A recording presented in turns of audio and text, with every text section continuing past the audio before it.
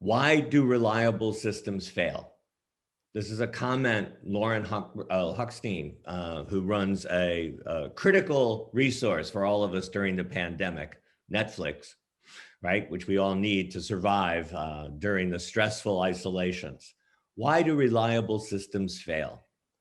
Well, let's put that question in a context of past shocks, recent shocks. Right? Shocks to how we think the world works, how we think we do things effectively and safely. And we've had collapses, such as the entire state of Texas energy collapse, which is not about an extreme weather event, but about a brittle system.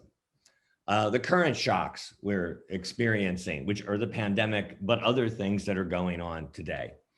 And we are doing this to understand something about the future.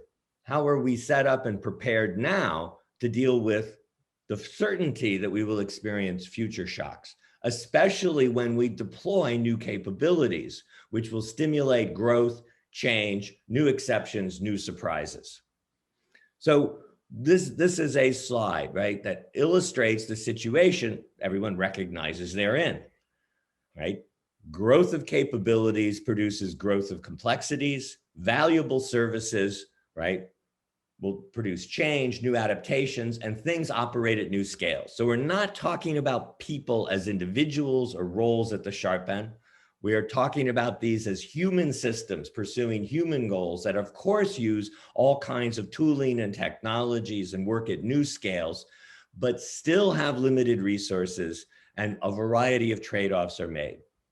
Notice the picture on the right. It's a spaghetti diagram of a critical software engineering company that supports critical software services from many different places. Remember the Fastly outage just 2 weeks ago that took down valued services around the world.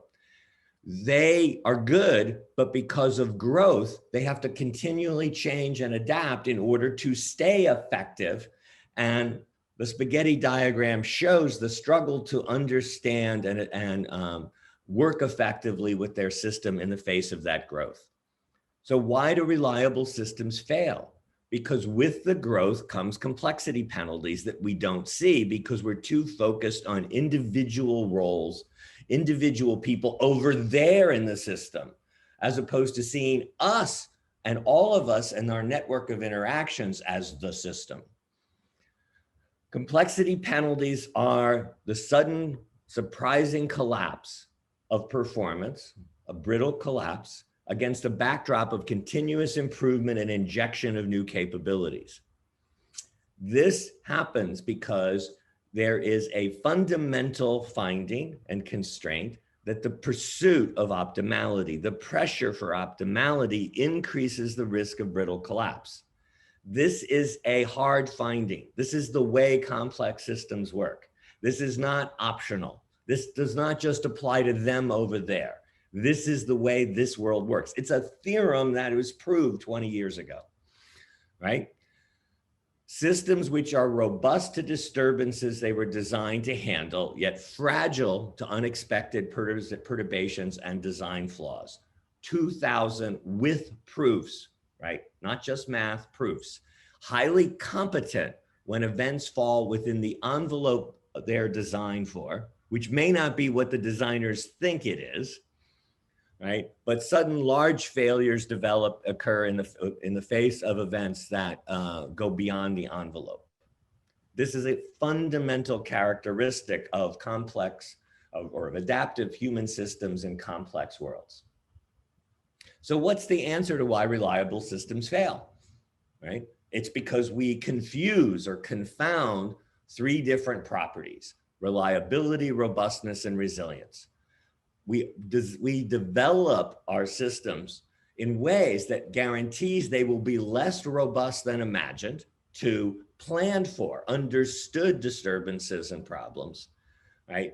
And much more susceptible to brittle collapse. So we get trapped in that for many reasons, one of which is the component substitution fallacy. Stop thinking about a single component, a single person, a single role, a single procedure, a single step. All incidents that threaten failure reveal component weaknesses. Why? Because finite resources and change and trade-offs that we have to make in order to push things forward into the world effectively. As a result, we will always see some component weaknesses when we look afterwards at a shock event, something that's shocked that the system doesn't work the way we thought it did. Right? This is very nice because it justifies a minimal response, avoids the struggle for systemic changes, and activates all the discounting processes that Gary referred to. All right, how does this come about? Are we highly reliable and yet subject to brittle fit collapse, right? Because we make the assumption that the future will always be just like the past. The reliability data we build, right, comes from population data about how things have worked, right? The challenge is to recognize when the change is underway, invalidate the assumption that the future will look like the past. Yes, Monday I ran through a whole bunch of lessons from a whole bunch of different fields that says this is fundamental in the adaptive universe, in the biological world we exist in, that we can guarantee that in the future will be different than the past in ways that matter within reasonable time horizons. And we are reminded of that by each shock event that shakes our organizations, our regions and societies that we see so often in a litany week by week, right? I'm quoting to you shock events that happened in February, happened in June, right? All against the backdrop of the pandemic. So reliability statistics are dependent on a model, right? A model of how your service works, what threatens failure, what blocks failures, what's needed to recover. As Sydney laid out, that model is going to turn out to be wrong. Not because you aren't good as an organization. We're talking about you as the organization and the leaders of the organization, but because of the nature of complexity in the world, especially as you pursue growth and advantage, right? So failures, shocks reveal the model as deployed has become mismatched to the environment despite the record of past reliability. So what you have to do is build the mechanisms for robustness and resilience to recognize the signs of model surprise, that you're operating outside the envelope where you understood, where you are competent as an organization, as a model, as a set of plans, as a set of technologies to provide services effectively to human stakeholders. So, right, improving reliability will not capture brittleness and will not capture the normal adaptations to compensate for the risk of brittle collapse. These go way beyond what Sydney described in terms of your organization at every level and how they interact. Remember what you saw from Cook. Bone is resilience, right? 5 levels at least interacting with signals to make the bone system effective as it dynamically changes as you experience stress physically in the world you move in. Mismatches are only going to be visible in the anomalies, exceptions, and surprises that occur and in the regular responses to handle those, as Sydney laid out. This is a general rule. In fact, it's a law, right? The law of fluency that says we have to break through the way people adapt to make systems work. Again, we have regularities about this, but we keep wanting to pretend, oh, we don't like that because that's too hard to work with. It's too different than the way we've set things up. No, these are the facts about how the world works. So we have a very simple kind of basic definition of robustness and resilience in terms of things you do pragmatically, right? Anomalies, exceptions, and surprises and how you respond is the key thing to monitor. So tests for robustness provide information so that you can improve the system competence for the specific anomalies you use in the test. You will think your system is more robust to the anomalies and exceptions you have analyzed than it really is.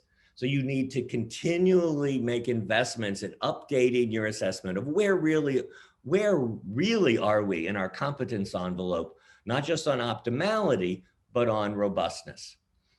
Can we really handle the perturbations? In a recent case that NASA had, we almost drowned an astronaut on a spacewalk.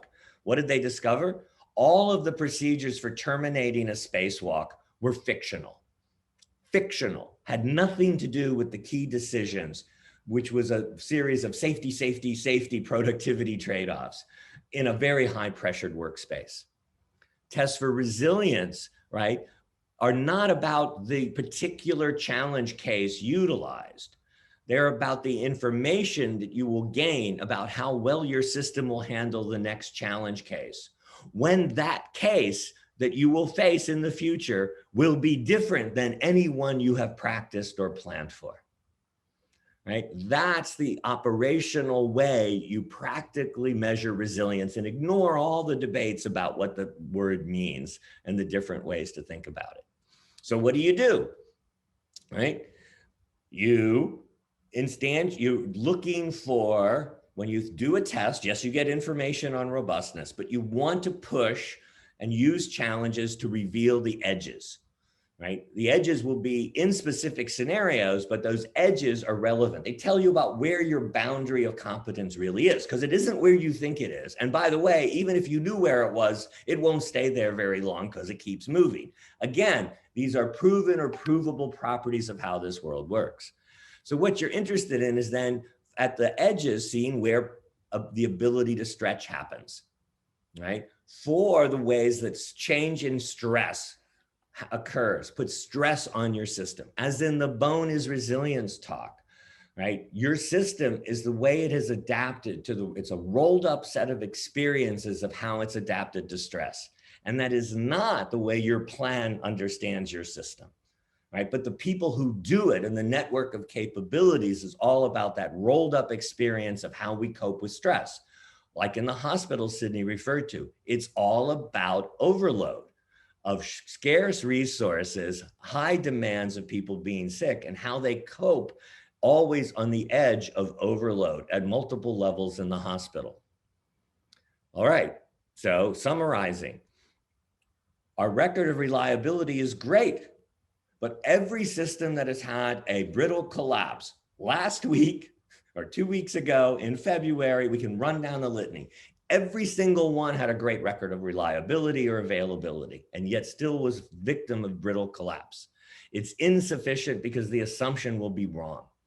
So you must put forward a new kind of continuous monitoring and testing program that allows you to improve for the specific situations you use. Build your robustness. You have to invest periodically in building robustness when you operate in a complex world. If you want the benefits of growth and scale, these are the side effects and other offsetting investments you need to make. Otherwise, you'll be the victim of complexity penalties and perplexed about it.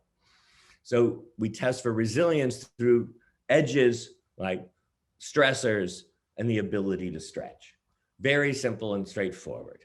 So how do you move forward against a background of growth, deploying new capabilities continuously, and cope with future shock events, which are inevitably a risk, right? So you have to build an ability to have continuous adaptability, be able to update your model, to recognize when the world has changed in ways that mean your competence envelope is not where you thought it was, and how you achieve resilience, how you discover that white space that Sydney referred to, what's really going on there. And you're doing that at much more than the individuals that you're looking at in the system. Now, you're going to come back and say, well, this is hard to do. No, actually, it's not that hard to do. It's different, though, right? And we've demonstrated it over and over again in critical digital services. These companies are adopting these practices. They were already doing them. And as they understood resilience and resilience engineering, they're doing it more thoroughly and more often in order to provide resilience and robustness, and not just high availability of those critical services we all depend on. And we've also demonstrated with NASA on examples of drones flying in controlled airspace. All of these are extremely pragmatic and doable. But let's step back and end the panel with the big picture. It's not about an operator at the sharp end. It's not about any component or subsystem. It's about the emergent properties that define adaptive systems in complex worlds. And as organizations taking advantage of growth, taking advantage of new capabilities, right? The issue is you're changing. Your effective organization's changing. However, you aren't changing fast enough. You can't recognize and revise your models and change your readiness to respond as new information comes in fast enough to keep up with the pace of societal change. AI and autonomy is not a solution, it's a capability. It's a capability that produces new forms of complexity. You are lost in the strategic agility gap. And it's much more fundamental change at the organizational level that's necessary to accelerate your ability, right, to be effective, adapt, and how you build that as a continuous capability in a changing world. Thank you.